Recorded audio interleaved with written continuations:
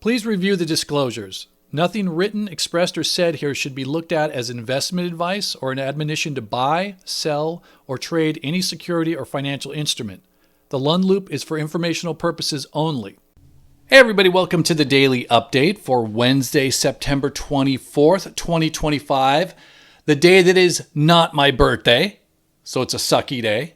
Actually, yesterday was just a normal day. Seriously, like when you're my age, what are you going to do? My wife's taken a couple of my duties off my plate this week. The kids are great. Everyone's great. But, come on. At this age, what am I going to do? Get a pony? So, by the way, speaking of which, wife is at home. Son is out at noon today, half day. Not sure why. Daughter is at home with boyfriend. So I got a full house here. If you hear some noise in the background. Just found out my in-laws will be joining us for Thanksgiving, which is, it's all right. I like my in-laws. They're pretty cool. They're only going to be here like 48 hours. So anyway, it's that time of year. It's that fall. Family gets together, yells at each other, drinks grain alcohol, throws glass, breaks head. So I've heard. All right, let's get to something more important. So, I don't know, 3 years ago, I'll have to actually look at the date. I got a wild hair and I said, hey, why don't I start a Discord for the Lund Loop? And I thought maybe we'd have 10, 15 people that would be interested. I had 400 people that say they were interested. The Discord and Substack don't integrate. So for the first year or so, it was just a pain in the ass trying to manually monitor who gets in there, who doesn't, because it's only for paid subscribers. Then I found Substack.io, which allows you to integrate and go back and forth between paid subscribers. Great. And we've got, it says on Sidestack, it says 503 subscribers. On other places on Discord, it says 482. We have like roughly 500 subscribers in here. There's about 100 to 130 at any given time that are active. So, but I haven't, I've tried to do some things here. I've tried to update some things, try to keep it, entertaining and useful and effective. But I'm not a developer and I'm not a 16-year-old kid. I don't know anything about Discord. A little bit, right? I knew how to program a VCR when I was a kid, so I always have a little bit of that technological thing, but Discord is so badly put together. Anyway, this is a long rambling way to say I am interviewing some developers on Monday.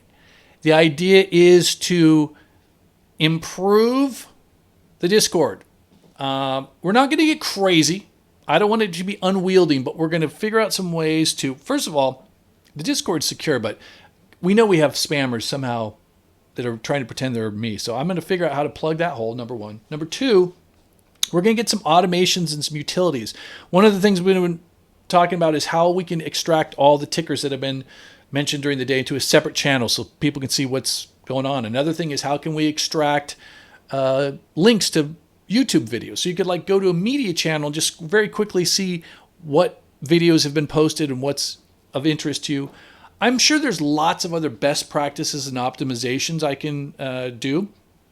And I've been talking with a number of Lund Loop subscribers who are active in the Discord. They've got some great suggestions. They're going to help out. So we're going to get this thing in it's already awesome, but we're going to get it in even better shape. I'm definitely willing to spend some money to get this thing working because this has become one of our main tools here. The value in the Discord here, I'm telling you, I guess it depends on how you consume content, but I feel for me, it's almost more valuable than the daily update and some of the other stuff.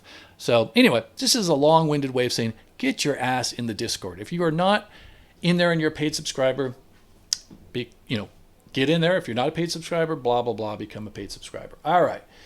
Today, before we get to today, couple things, very interesting things. Remember 3 weeks ago when Coinbase maxed their leverage to 50K on international perpetual futures? That's signal. Look what happened today. Thank you, D-Man, for shouting this out to me. They're about ready to revoke the $25,000 minimum equity rule for pattern day trading. This thing is a legacy rule. and it's going to go away. They've apparently, let's see, they approved the amendment on Tuesday that would replace the longstanding threshold. It's just pending approval by Securities and Exchange Commission. So what does this mean?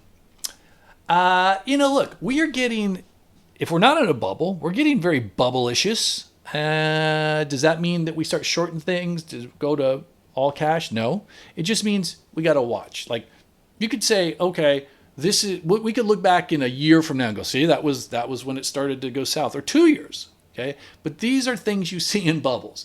I'll just give you a quick aside about the SEC and FINRA, because I've worked with them very intimately when I was on the broker-dealer side.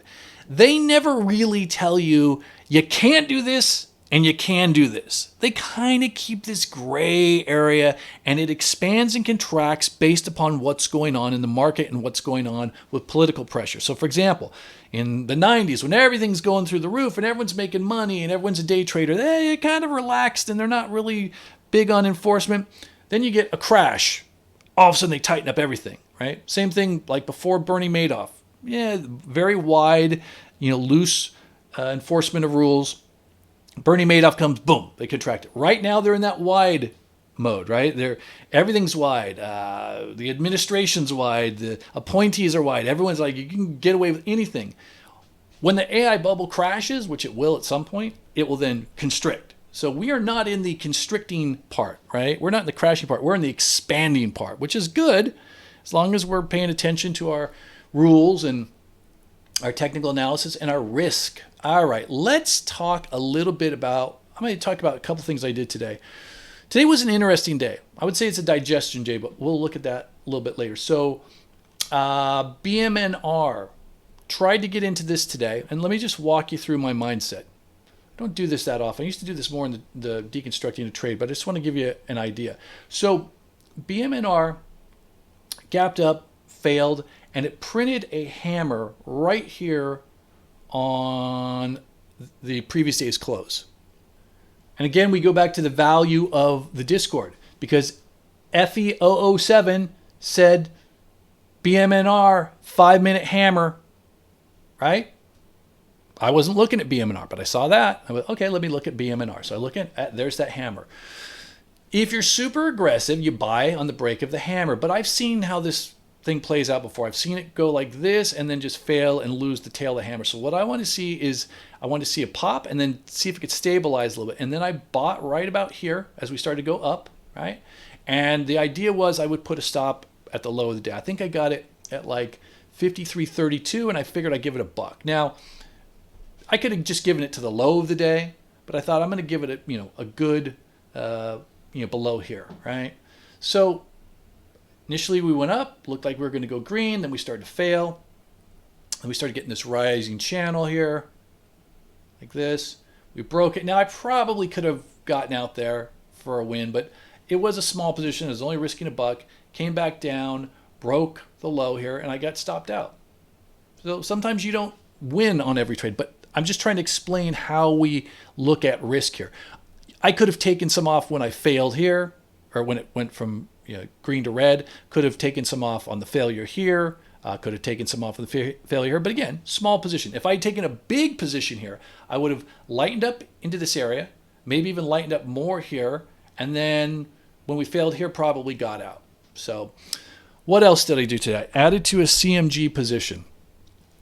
How did I do this? Why did I do this? I was actually looking at CMG on a 15-minute chart here. And here's what I saw. So I saw this bottoming. I like this bottoming pattern here, right? And so, trying to get here, can't do it. Doing this little rising thing again, but not breaking it. Going the opposite way and breaking here, right? So this would have been the spot to do it. But again, I wanted to see if it could recapture the low of the day, the previous day, which would correspond with, I only want this on one, visibility, current visibility, which would correspond with that kind of a hammer position. So this gives me a spot to get out on that ad. So I'd probably get out, down here if that ad fails. But so I added to a CMG. What else? What else I do today? I didn't think I did anything else major, but I did like the way Amazon finished here. Not great, okay? But when you get a day like this, a big down day, then it gaps up, gives it back, but it can't really continue and it recaptures the low of the previous day, okay. There's an idea here that maybe the momentum is done. There was a upgrade on Amazon of with a price target of 280 today, which it didn't react much to, but maybe we'll get a delayed reaction for tomorrow. What I did like today is I liked ASTS is just holding like a star right there. I've got some 70 calls for Friday. I know they're lottos. I'll tell you what, if ASTS closes at 80 Friday, ponies all around. How's that? What else? MSOS. I've got some MSOS calls, 5s and 5.5s. It really needs a catalyst, but it feels like it's ready to go. No ponies if that one clears that. What else? I think that's it. Yeah, that's it. Nothing else too exciting. I'm just looking down my list over here on the other screen. Kava is sucking ass. Let's see, Kava.